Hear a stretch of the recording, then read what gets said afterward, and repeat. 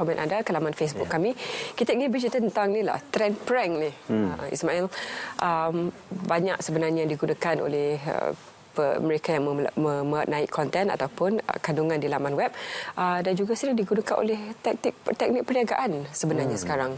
Dia sudah menjadi suatu taktik untuk kita mendapatkan lebih banyak viewers, capaian dan juga mendapatkan lebih banyak reach kepada pengguna-pengguna media sosial. Jadi untuk bercakap prank, budaya atau ikutan, saya lebih cenderung kepada ikutan. Sebenarnya.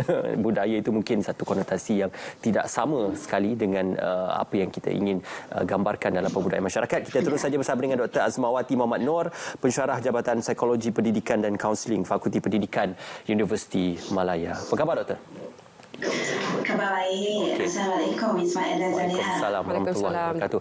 Doktor, memperdayakan orang, prank orang ini, saya tidak menganggapnya sebagai satu budaya, tetapi lebih kepada satu ikutan yang menjadi pembudayaan dalam kalangan masyarakat pada ketika ini. Jadi bagaimana doktor memberikan gambaran awal berkenaan trend ikutan yang sedang berlaku, prank ini dilakukan di media sosial untuk mendapatkan reach atau viewers yang lebih ramai? Okey, terima kasih ya Ismail, soalan yang baik. Seperti mana yang Ismail jelaskan tadi, sebenarnya prank ini kita lebih melihat kepada ikutan ya daripada satu pembudayaan. Seperti mana yang kita dengar tadi, untuk menjadi sesuatu budaya itu dia mengambil masa yang lama sebenarnya. Tapi sebelum tu izinkan saya untuk jelaskan apa maksud prank itu sendiri. Prank atau kita panggil gurauan ya. Kita juga panggil dia sebagai satu bentuk practical jokes, mungkin gurauan fizikal ya.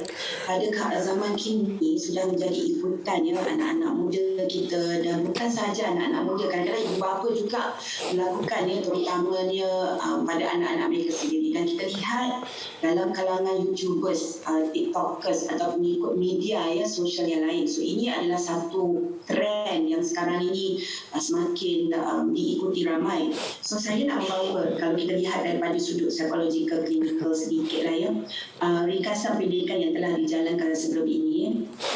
Apabila seseorang itu menjalankan prank, sebenarnya dia adalah salah satu bentuk halus. Bila kita sebut bentuk halus tu, contohnya dia adalah satu macam pergaduhan dalam permainan. Dia bermula daripada seseorang itu berkeinginan hendak berjenaka, tetapi dibuat selalunya kepada ahli keluarga, teman atau sesiapa sahaja yang mereka rasa ada hubungan yang paling rapat lah. Dan orang kata apa, boleh kendalikan jenaka. Tetapi kan video-video prank ni bila kita lihat, banyak yang kita tengok kat YouTube sendiri mendapat like sebenarnya. Inilah habuan yang mereka inginkan, mendapat like, mendapat pengikut-pengikut yang ramai, dan banyak di media sosial kan. Bila dah banyak pengikut tu ataupun ramai pengikut tu, makanya itulah habuan dia, dan mereka ni sebenarnya dibayar. Okey, apabila dibayar, so inilah yang mereka inginkan sebenarnya. So daripada sudut prank ni, pakar psikologi sebenarnya telah menjalankan kajian ya terhadap isu atau trend prank ini yang telah dilaksanakan. Sebab kita tahu prank ini sebenarnya ialah untuk mendapatkan apa orang kata hiburan atau humor. Tetapi adakah ianya baik untuk kita?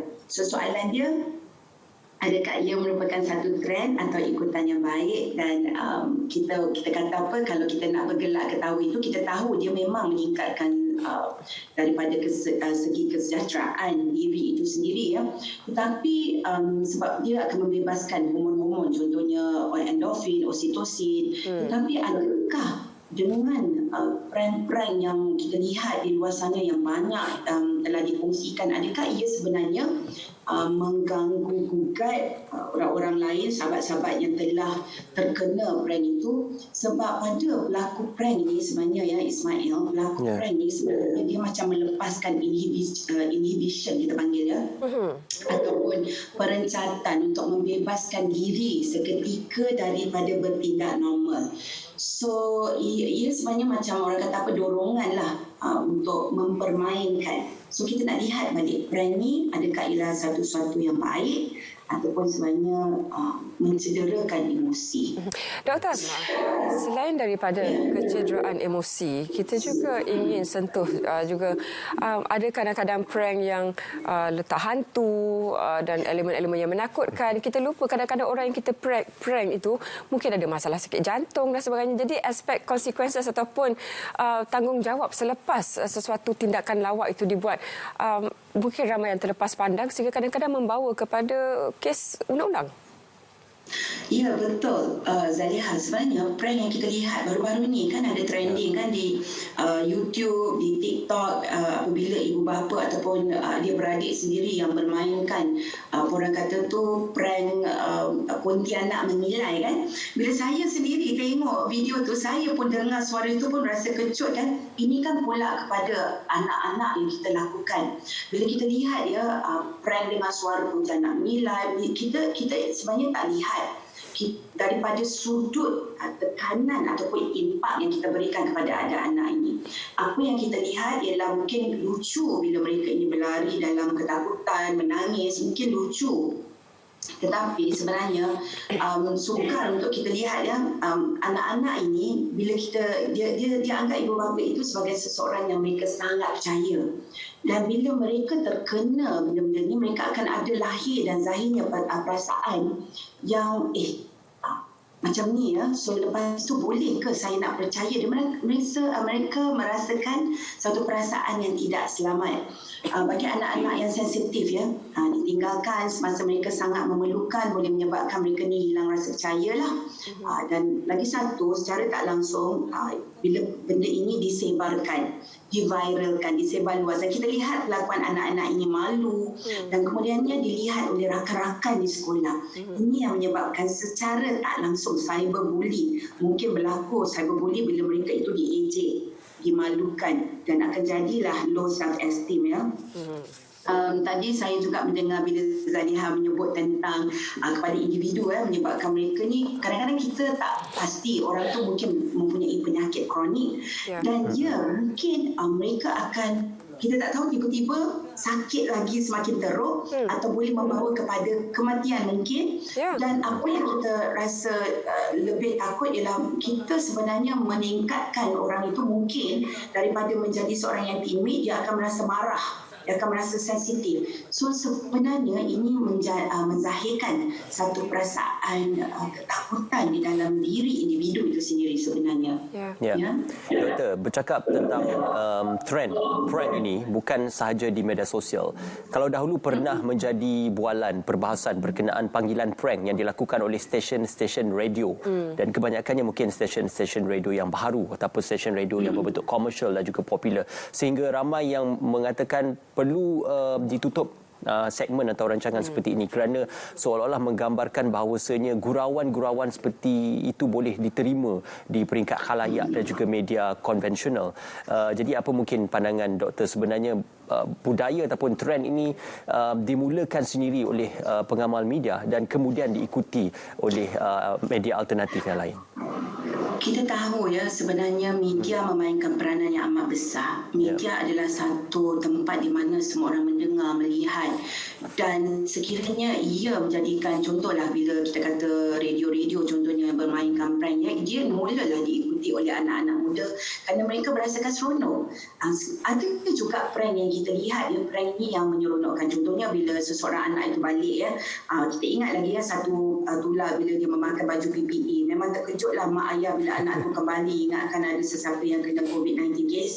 Tapi bila kita lihat rupanya itu anak dia, itu mungkin zahirnya keseronokan, tetapi kesan negatif itu lebih besar sebenarnya kerana dia memberikan, orang kata apa, kita mendidik masyarakat, dan media memainkan peranan yang sangat besar dalam mendidik masyarakat melakukan satu benda yang lebih baik dan positif.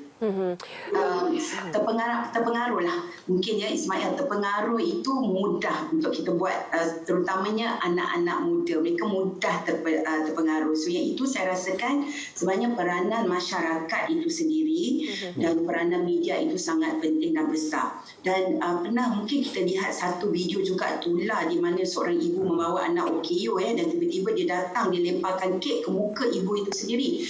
Dan apabila saya sendiri melihat video itu, saya rasa rasa terkejut dan agak terkesan. Dan bila kita lihat semula, rupanya yang kena prank itu pun sebenarnya kita, masyarakat.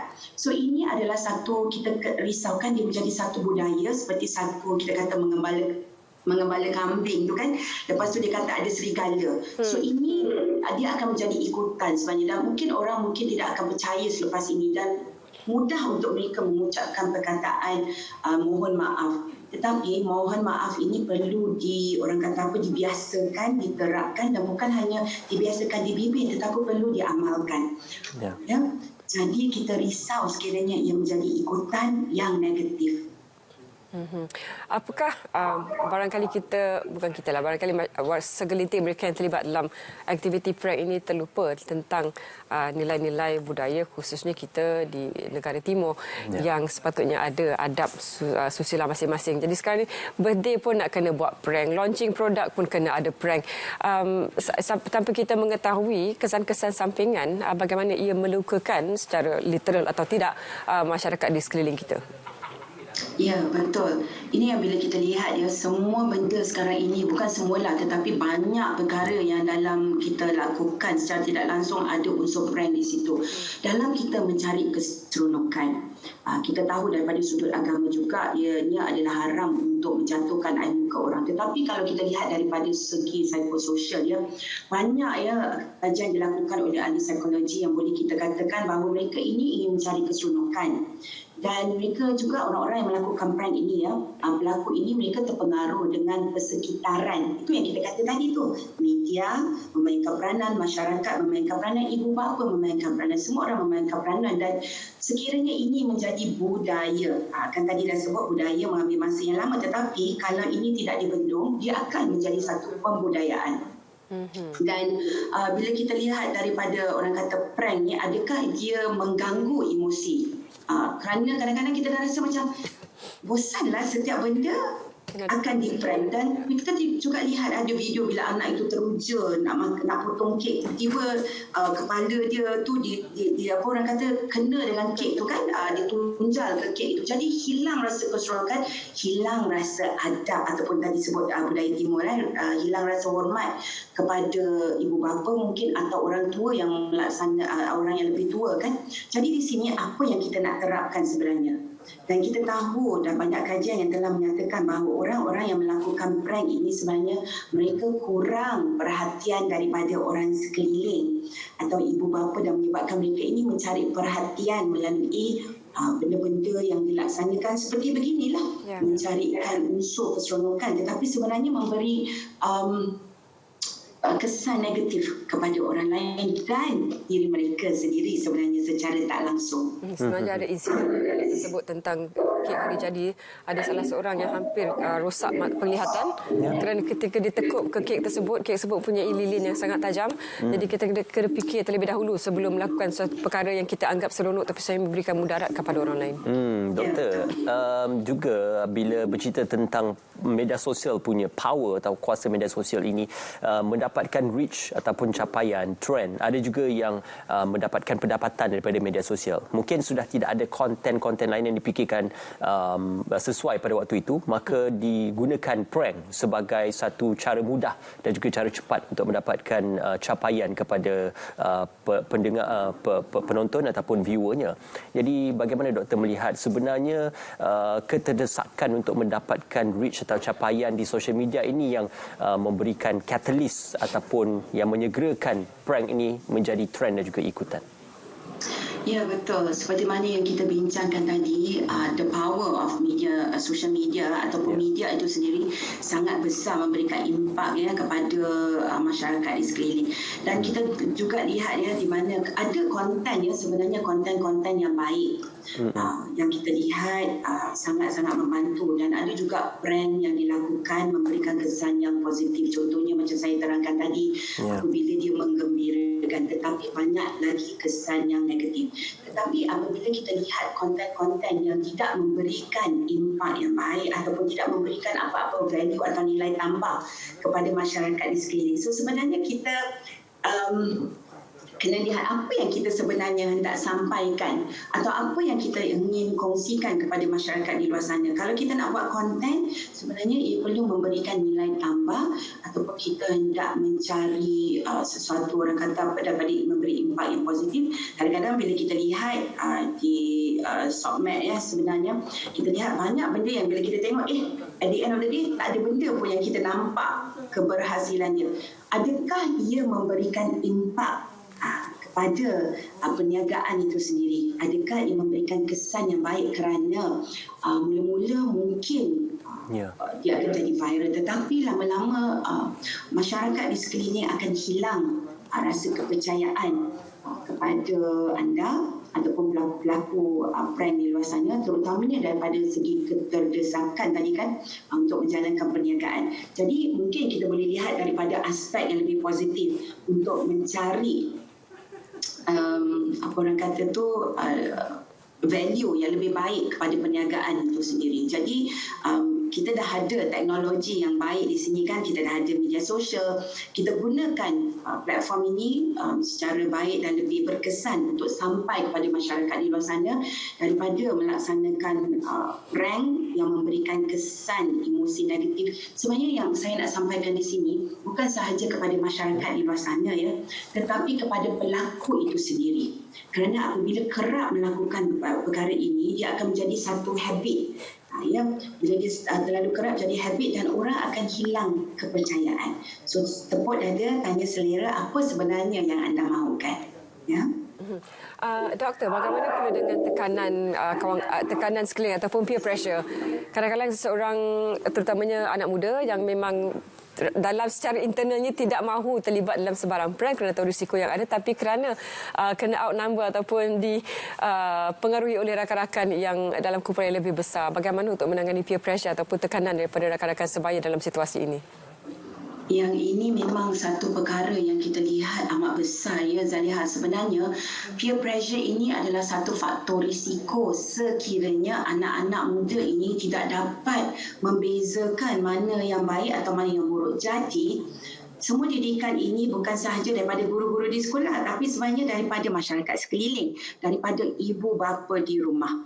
Itu sebabnya kita kena didik anak kita supaya ada self-differentiation, di mana sekiranya kawan-kawan ini atau peer pressure ini terjebak dalam satu aspek yang negatif, mereka tahu, mereka sedar bahawa ini adalah satu perkara yang tidak boleh menjadi ikutan. Jadi mereka tidak perlu bersama-sama ke arah itu. Jadi didikan dan peranan ibu bapa itu sebenarnya sangat penting.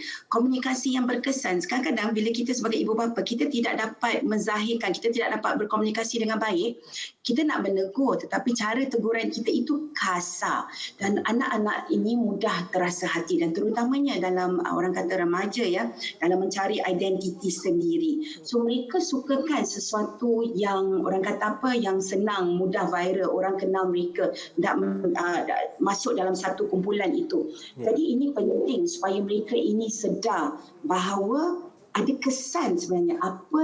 Dalam setiap tindakan ada kesan. Jadi peranan ibu bapa dalam memastikan anak-anak ini sedar dan tahu yang apa yang saya sampaikan di sini ialah self-differentiation. Yeah. Mereka tahu menjaga diri sendiri, insyaAllah.